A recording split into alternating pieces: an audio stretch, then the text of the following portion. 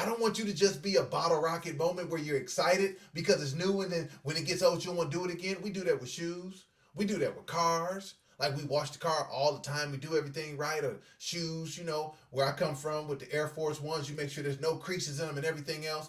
But after they get a little old,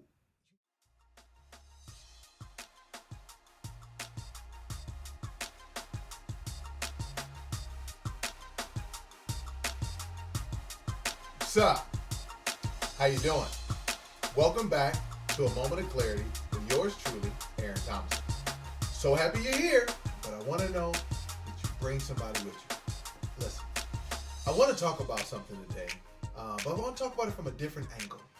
And it was sparked from a conversation I had with a really successful business person, and wanted to just ask them, hey, so how were you able to perform at that level for so long?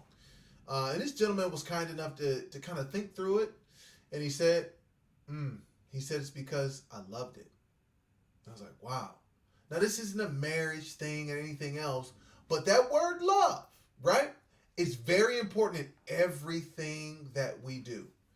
And so I want us to think about it. Like, we got goals, we got dreams, we got things that we have made non negotiables that are going to happen this year. So the question is, do you love it? Are you in love with what you're talking about? Do you love it? And you fill in the blank on your it.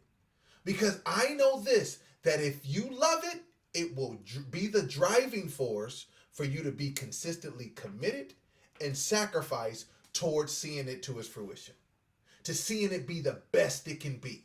Let's think about it. When you're first in love, right, with your partner or that new baby that you brought home, is that there's nothing that you won't do.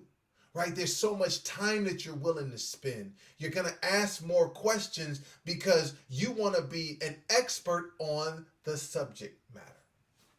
Now, fellas who are checking this out, when's the last time has your wife or your partner felt like you are being the expert of the subject matter, which is her, right? And ladies, so come on now, vice versa, right? We can apply this principle to our relationships, but let's take it to our goals and dreams. Are you in love with it?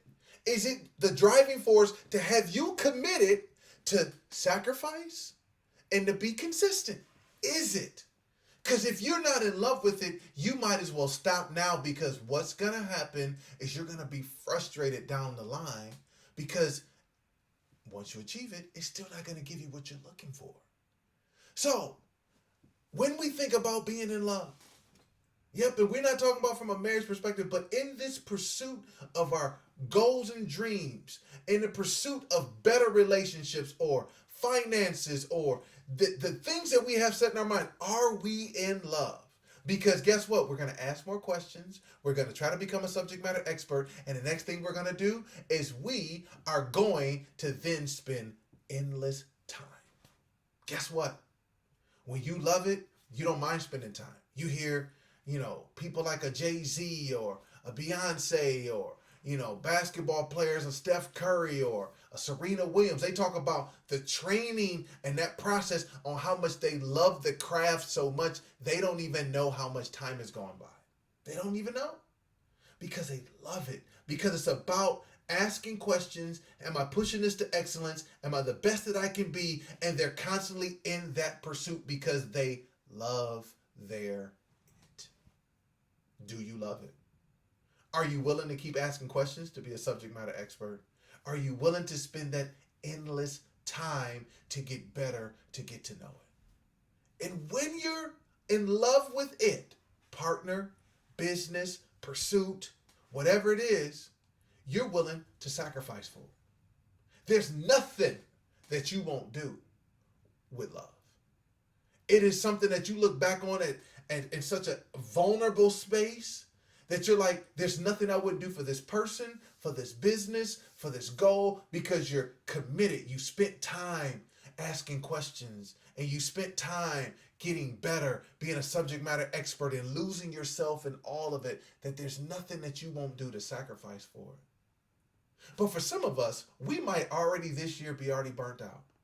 We're barely getting through the first quarter, and you say, I don't even love it no more. I'm waiting for 2022.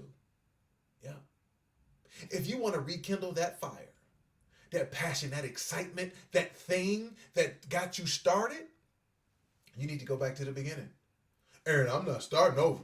No, I'm not telling you to start over. But I want you to go back and just take some quiet time and think about, why did you fall in love with her or him in the first place? Why did you fall in love with doing music or writing poetry or finances or whatever it is about your job? Why did you fall in love with that in the first place? You got to go get a refresher. You got to go be reminded, because going through the journey, going through the grind, going through the process, at times it gives us an opportunity in where we are going to burn out. That we don't want to spend no more time, we don't want to ask no more questions, and we don't want to sacrifice no more. I get it. But as much as you want to give up on it because it's not loving you right now, in your heart you still love it. In your heart you're not willing to let go of it. It's just right now you ain't feeling it. So guess what? Go back to the beginning. Remember why you fell in love with it.